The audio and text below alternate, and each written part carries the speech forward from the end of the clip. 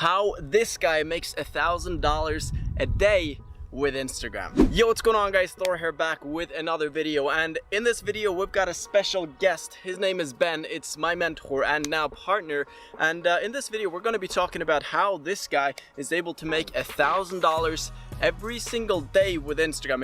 It's actually more than that, but we're using that as an estimate. And yeah, I'm basically just going to be interviewing him, asking him a couple of questions, and yeah, we're going to be really just trying to figure out what he's doing, how he got started, and what's really the secret juice to how he's able to provide and pull in these kinds of results. So without further ado, let's just dive into the video. So before we dive into the video, first of all, for those of you guys who don't know who Ben is, do a quick introduction, tell them who you are and kind of where you came from and what you're about. Sure, no problem. So I came from my mom, just kidding. I basically spent a lot of time in the 9-to-5 world. I spent 4 years in sales, and I didn't go to college, much like Thor didn't finish high school. I didn't see a use for modern education, so I went into sales and I spent 4 years there, and I decided, look, I want to start my own business. I'm making somebody else rich and I'm trading my time for money. There's got to be another way. The whole make money online, the Lamborghinis, the Ferraris, there's a way to do that. So I started out trying to figure out Instagram, and much like you, Thor, I spent like 13 months, 15 months working 100 hours a week just to make like 20, 30 bucks. But then I started trying to use Instagram. I started being able to scale it, and ultimately I quit my job because of the money that I was able to make on Instagram. So November 4th, 2016, that was my last day at Jack Carroll's Skagit Hyundai as a car salesman.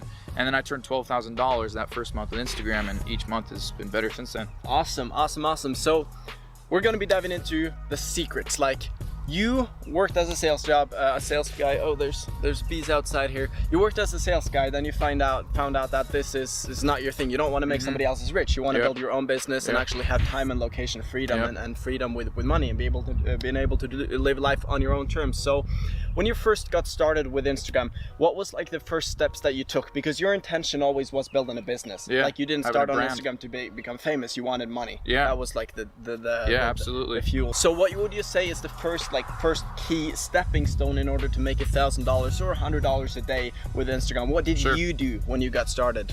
You can't skip the process. Like, you have to have a plan or a strategy from day one.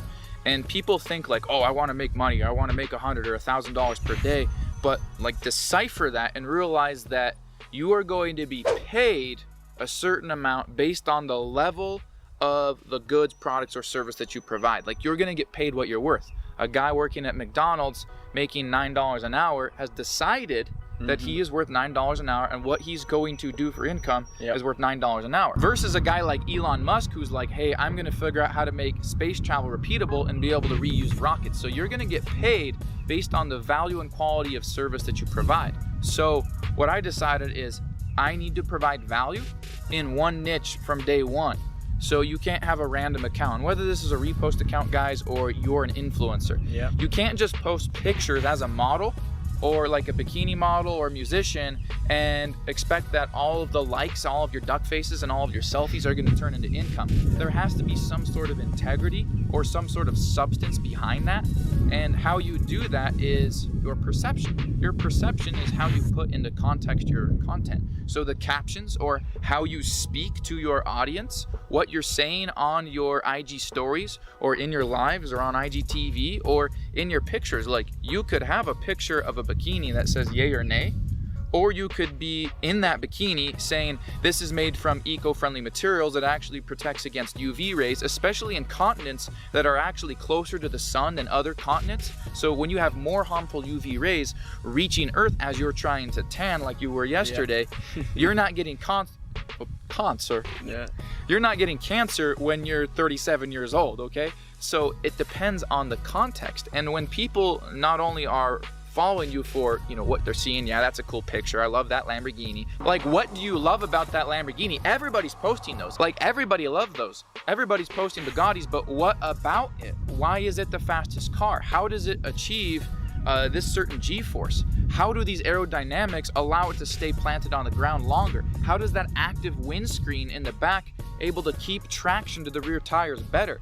If you can provide value, you're going to attract a type of follower that you can monetize. So like, we can get into the money making in a sec, but having that foundation proper, instead of I'm gonna make $1,000 a day, give people a reason, because you're not going to make that unless you provide value to substantiate that. So it's really just setting the frame right. Yeah. And a lot of people, the reason people with, for example, repost pages, the reason they struggle to make money is because they're not putting an effort in the caption. Yeah. And that's really where the main place you're able to provide more value than just the picture itself. And so you're saying, actually go into depth, actually educate people on what you're posting.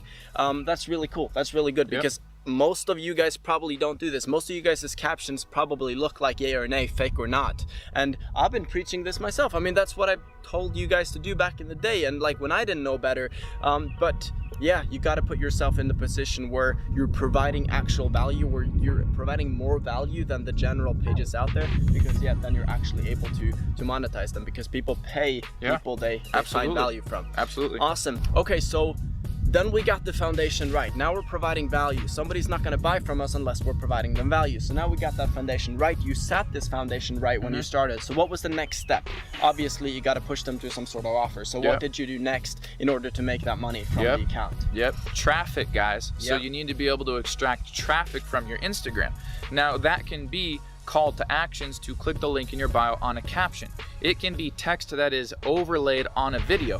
It can be a swipe up in your story if you have 10K. If you don't, it can be a call to action in your story to click the link in your bio. It can be plugging IGTV descriptions with clickable links. It can be your actual Instagram live videos. So simply getting traffic. Now you have value. People are following you not only for the content, but the context, the value that you provide. So you've created this higher worth, this higher mentality individual because of this. Okay, so I guess I'm assuming a lot of people actually wonder, do you push the traffic to something paid right away, or are you pushing the traffic to a free offer and then you maybe follow up with them in emails, or how was the process like? What did you do? Instantly trying to go sell somebody something, and this is something that I learned in sales in brick and mortar. It's no different online. People skip the sales process. There's 10 steps to it. I won't go over all of them. That's like a different video. But most people are like, hey, just buy this. And leading somebody straight into a paid offer, unless you're already famous and your brand and name speaks for itself, is like walking up to somebody. Like if I didn't know Thor, I'm like, hey, Thor, give me $500. Yeah. Like that's not gonna happen. Nobody would do that. So walk them in. It's called an entry point. Like have an entry point for your business or brand. Walk them in. Get them into a free offer. You now have them as a lead, whatever that is, CPA, affiliate marketing, your own product, e-commerce. Walk them into something free. Get them into your brand, into your circle. Use that as building a relationship, getting it to the next level. Oh, now I kind of trust this person. Oh, now this is really cool. Gosh, I can't believe I got this for free. Money is typically made on the back end. It's after you've provided them value that you can upsell and get them to that paid product. Okay, so you're pushing the traffic off to an offer, but in your case, it was free first, and then you built the relationship with them, and then you upsold them on these paid products. Okay, wait for the car. So annoying. Now, question is, do you have to send them to a free product first and then get them on your email list and build a whole relationship there? Was that the only thing you did, or is there like an easier way to do it? Because I can think of a couple, but was there anything else you did? So one of the best things to do is just go back into your warm audience. The most expensive thing you could ever do is pull from a cold audience that doesn't necessarily know you or trust you or have some sort of level of relationship. But the people that are viewing your stories, they have some level of relationship with you. So when you're saying warm audience, where do you find these people? You mentioned stories, but how do you specifically find the warm audience that you potentially want to be selling something? A lot of times you'll see that like the same person repetitively likes your posts. It'll say like Bob Evans like this plus 238 other people. That's because Bob Evans is like a very frequent person that likes your content. It's the same with stories. You'll usually see like Brittany's best friend Jenna is like the most frequent viewer of my stories, and every single time I post it's like there's Jenna. So it'll actually oftentimes categorize who views your stories the most. So when you use stories, for example, it's a really great way to do it. So picture having like 2 different products in a story, and you actually make a poll. One of these products is yours. So maybe you've got an e-com store, maybe you're an affiliate marketer, maybe you sell jewelry, whatever, all right? So you've got these 2 pictures of these t-shirts, and it's in one story. You could use layout, for example, to make this. And one of the t-shirts is clearly like a little bit nicer than the other. You do a poll. Which t-shirt would you wear? You let that run for a little bit, and obviously you know that most of the people are gonna vote on this t-shirt because it looks a little bit nicer. So once it's run for a couple hours, you look back, you see that you've got 100 views, okay? and you actually message the viewers of that story, or people that actually voted left, the t-shirt on the left.